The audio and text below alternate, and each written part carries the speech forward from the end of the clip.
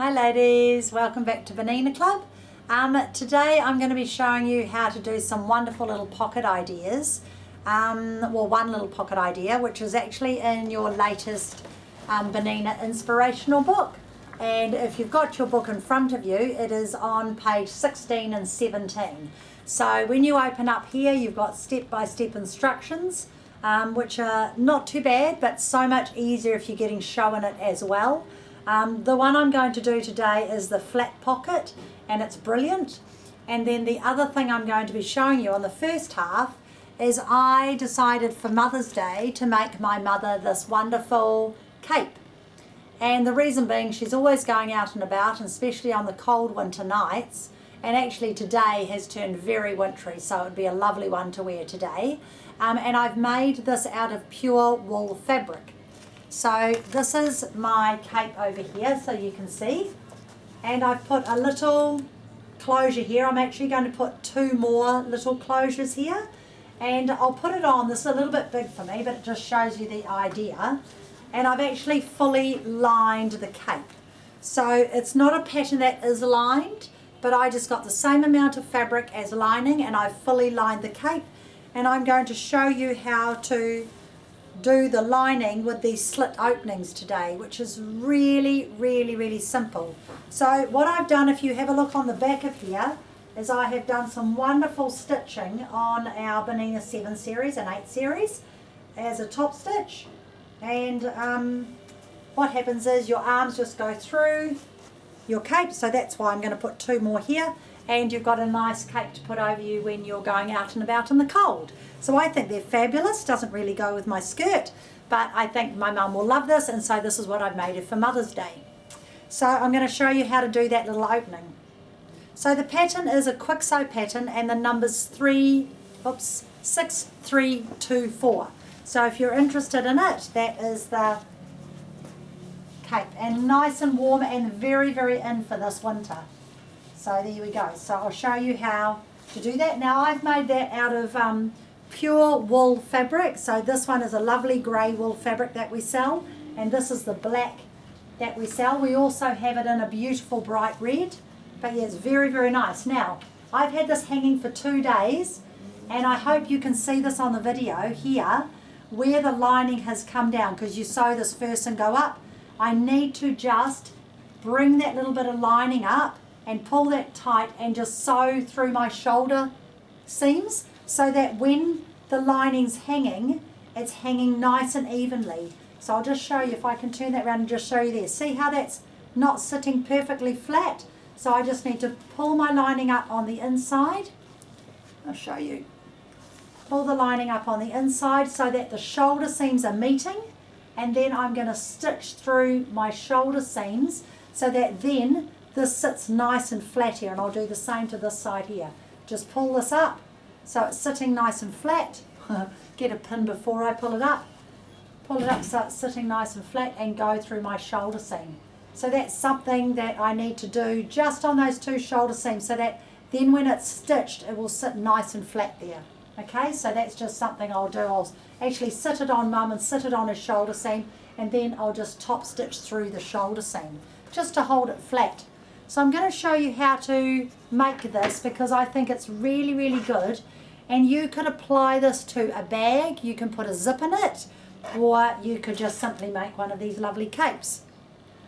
So, oh, I need to cut another piece of lining. So I've got my two outside pieces, that would be my top and bottom, that I'm going to join together, and I'll just give that a little press because it's got a bit crinkled.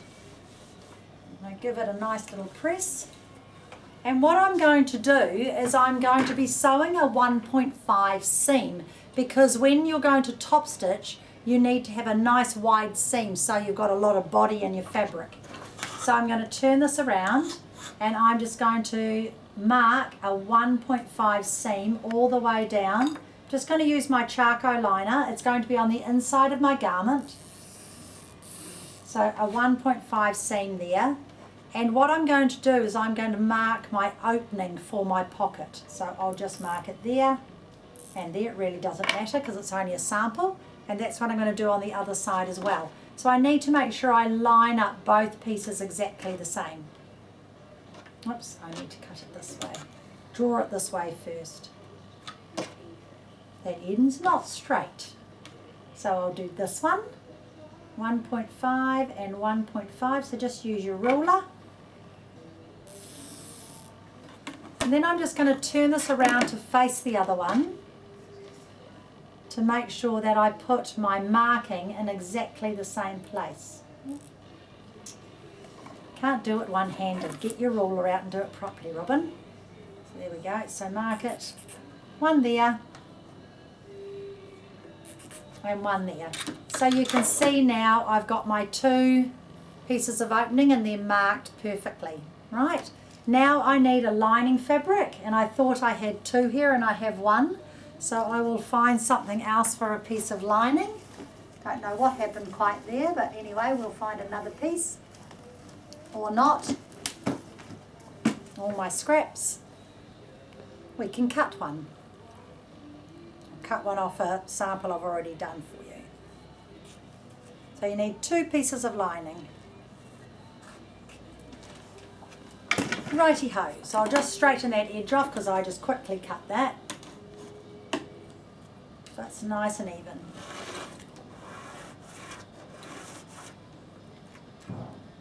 If your cutter gets a little bit blunt, this one's just got a little bit of a burr. If you get an aluminium can and you just cut through it, it will actually sharpen your blades. So some of you ladies that have been coming to me for a long time and learning off me, you'll know that I quite often sew aluminium cans together.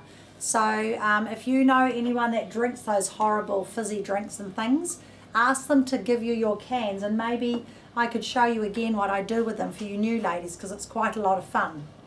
Okay, so first things first, you're going to put right side to right side, and you're just going to sew from here to your opening and then from there to your opening, and you're leaving this whole piece for your hand open. And we don't do any top stitching until we've, oh, shall I put a sewing foot on? I'll put the ordinary straight stitch foot on, and I'm going to use white thread so you can see it really clearly. Okay, so I'm just going to use white metricine. I'm not using any thick thread today. I'm going to show you how to do all your top stitching in very thick ordinary thread. Okay, so I'll just check I've got white in the bobbin. My bobbin is empty. I'll put blue in the bobbin because then you're going to be able to tell the difference between the top and bottom when I've stitched it, which is quite a good idea. So I'll just put a blue thread in the bobbin. And this is a Madeira thread. It's fine if I work with it with a metricine. And if your thread, when you're winding it, if you lift it up like this, it will thread nice and even. If it's down like, just a minute, if it's down like this, you watch the difference. See how that has to work harder, but if you go like that, it feeds off better, so you're going to get a much better tension on your bobbin. Just a simple little thing that I always do when I'm winding my bobbins to make sure it's flowing nice and evenly.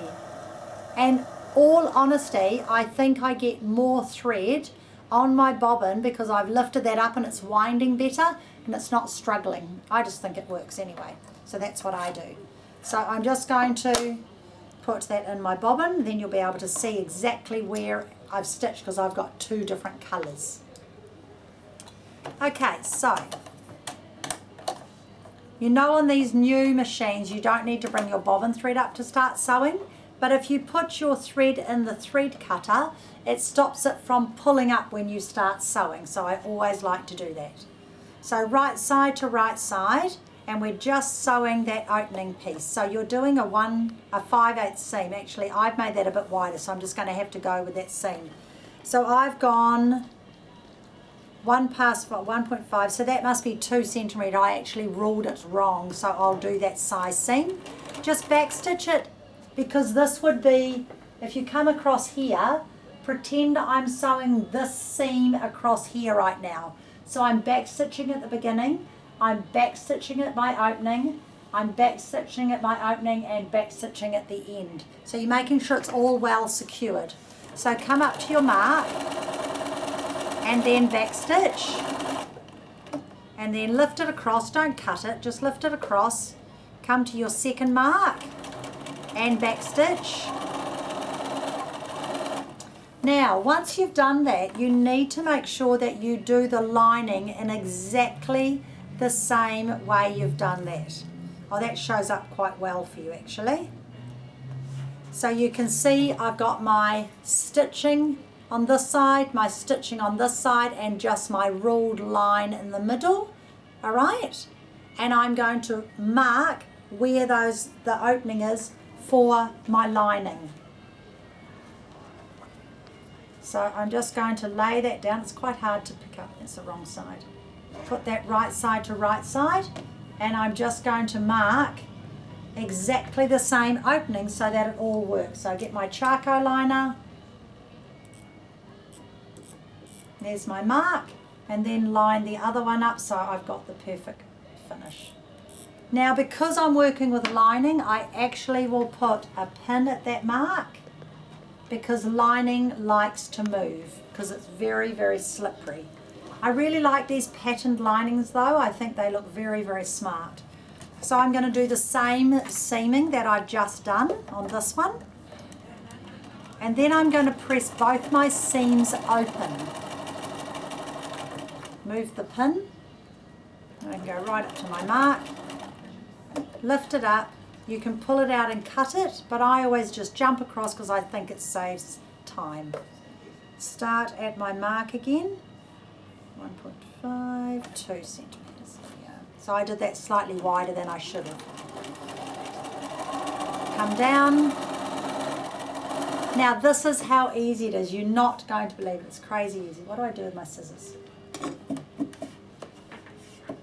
It's alright, I'll use these ones. I tend to need about 3 pairs of scissors when I'm sewing because I always put them down in different places. Need them around my neck. Used to have some around my neck. I should have bought those today. They're much easier. So I've done exactly the same to my lining. And now I'm going to press all my seams open. So just completely open it up.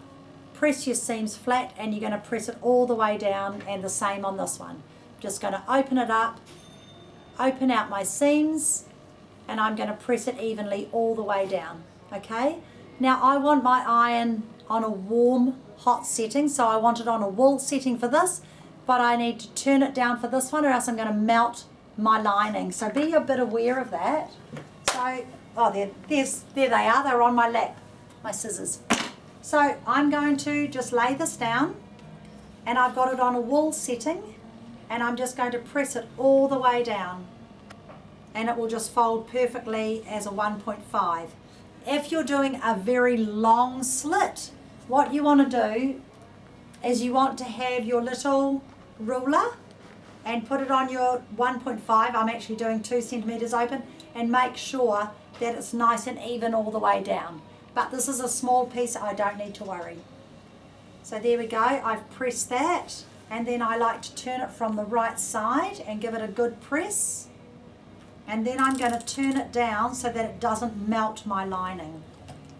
So if I show you there, there's my finished right side. Turn it over, and there is the, oh dear, there's the wrong side. I'm going to have to come around and get it.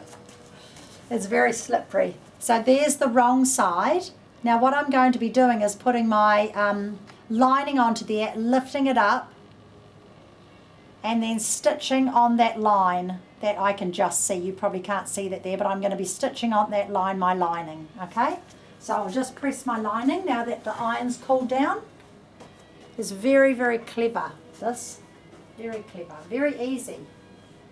And when a pattern doesn't have a lining, it's not hard to be able to line something. So I've turned my iron down because I really need to press this well. I don't really want the pressing cloth over it at this stage. And then press it from the right side, and you've got your lovely opening all tidy there and all pressed there. Okay, so all you do to make it easy for you, if you put wrong sides together like that, all I do is I flip my lining down and my garment down, and you can see where to stitch. So you're just stitching from this point to this point along that line that you've already drawn. Might be a little bit hard for you to see it at this stage, but I'm just going to pin this here, and that's where I'm stitching, and it makes for such a neat finish. So you just pin through your mark, and it's super duper duper easy. I love it. Now if you decide to, you could actually put a zip in under there as well, so I'll show you that in a minute. And the foot I use to stitch this is the zip foot, because what you want to happen is you want to have your stitch right as close as you can get to that line. So if you put your normal zip foot on, now it's a number 4 foot. I'll just show you it. Okay, it's a number 4 foot, and it looks like that. And underneath you can see it's got the 2 little grooves out, and that's your normal zip foot. So all I'm doing is I'm putting my zip foot on, and I'm moving my needle position to the very, very left. And that's how I'm getting it nice and close. So everybody's got needle positions on their machine. And if you're not sure where your one is, just check in your book or give me a call. Okay. Right, so I have pinned where I'm going to be stitching, and I've made sure that everything else is free of where I'm stitching. Okay, so I'm stitching exactly from my stitching line all the way to the other end, making sure I don't catch anything. So just do a couple of stitches, then take your pin out, and you can come under here and you can make sure that nothing else is caught as well before you stitch if you're worried, and then just stitch down slowly along your line. It's so simple. And if you put your needle stop down function on, everything will stop with the needle down, and you won't have to worry about it moving when you take your pins out. See, the needle stopped down in my work. So I can now take my pin out and know my fabric isn't going to move, and so right up to my previous row of stitching. Oops. I do need my little scissors, those are too big by my machine. And now it looks like you have got pretty much one continuous line of stitching, and when I fold this back, you can see I've got a perfectly lined edge of my pocket. Brilliant, so good. So now I'm going to do the other side. So if you watch, all I'm going to do is lay that down, flip this over, and pick these 2 up, and those are my lining and my garment. And now I'm going to sew down this line. It's just so simple, and it works so well. So a couple of pins just to hold, because remember you're dealing with the slippery dippery lining fabric, and then make sure that you haven't caught anything where you've pinned. So to do that, I pin it, and then I make sure that all of this is out of the road, because you do not want to pin that in there. That would be disastrous, and you certainly don't want to stitch it. So I'm going to open that up now, and now I can straight stitch down there, and I've got a finished opening. So sew down along your line. It's so easy if you've drawn the line, because you've got something to follow.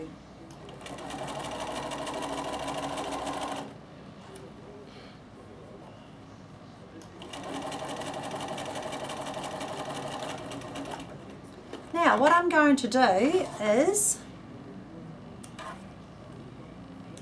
cut my threads,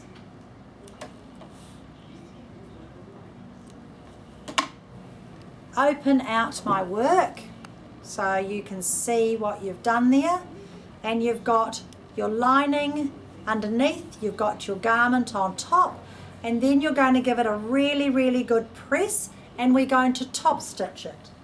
So I'm just going to give it a really nice press now. I love this finish. Oh, put my iron back up to a high setting. I'll just give this a quick press before it gets too hot on the back. And then I can press it on the top side. Make sure you just pull your lining so you don't see it. absolutely brilliant. I think you'll love it, and you should all do a sample. You could use cotton fabrics. You could use a knit fabric as long as it was quite a firm knit fabric you could do this with. Now, so down the side of this, I could actually do some stitches that every single machine has, rather than the stitch I've done that you don't all have. So every single one of you will have a stitch called a triple straight stitch. Now the triple straight stitch, you can use ordinary sewing thread, and it goes forward and reverse 3 times. So it's going to cover the stitch it's previously done. Now because I've got blue thread in my bobbin and not white thread, I'm going to thread the eye of the bobbin case to make sure that none of that colour comes up to the top while I'm doing my triple stitching. There is a hole there. There it is. Okay, so I've threaded the eye of the bobbin case, and that's going to tighten that to make sure none of that colour comes up when I triple stitch. Alright, and here comes the rain again. It's definitely time to be inside sewing, people, without a doubt. Perfect day for it. Okay, so I'm going to put my machine onto triple straight stitch. Now, the machine just has it, so you push the button and it does a triple straight stitch. But because you're top stitching, you want to lengthen your stitch length out. So I go out to about 4 and I lengthen my stitch out. And I'm going to start right from the end, and I'm just going to run my foot along the edge and making sure that, I could pin it but I don't, making sure that you can't see your lining.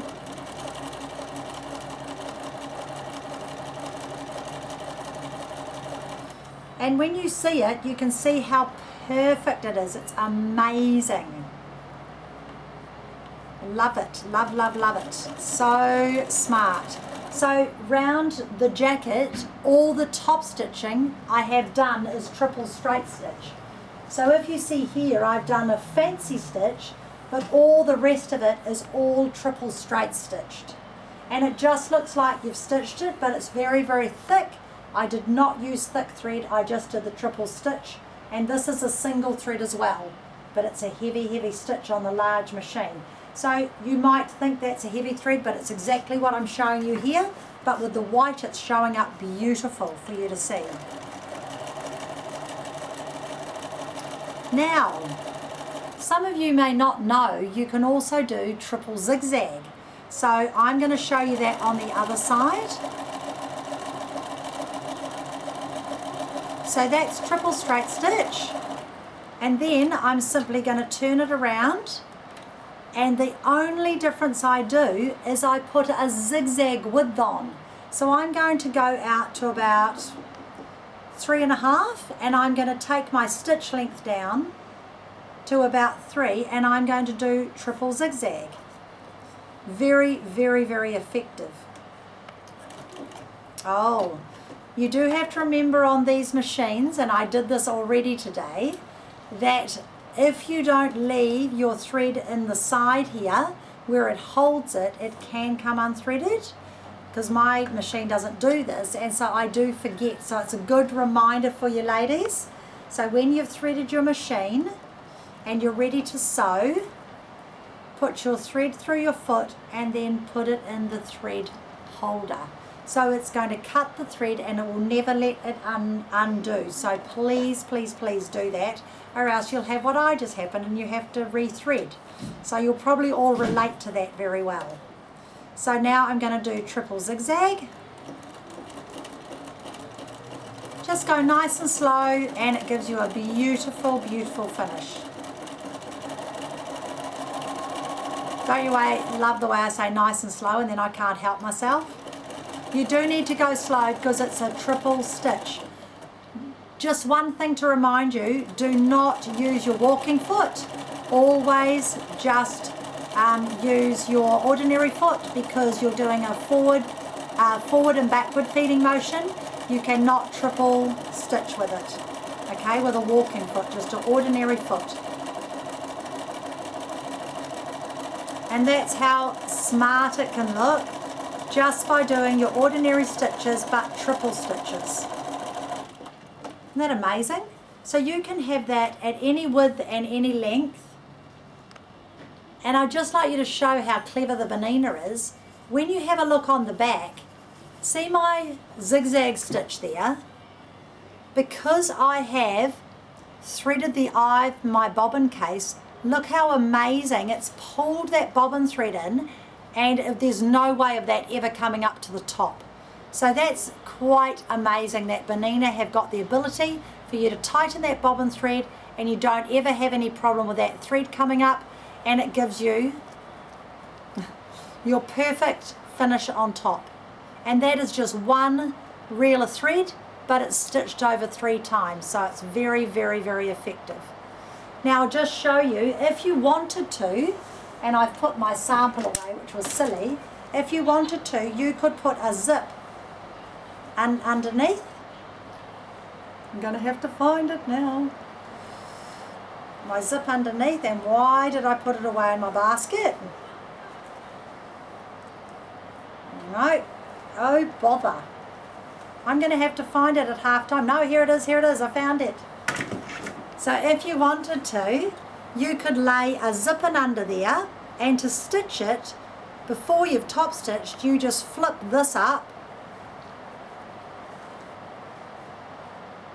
and you are actually pinning your zip through your lining and stitching it beside your lining, and then once you've done that, you can turn it over and then you can top stitch it. So you can put a wonderful zip through and underneath, where's my little teeth, through and underneath, and you're going to get, one moment while I just rearrange, that result. So I think that's quite smart.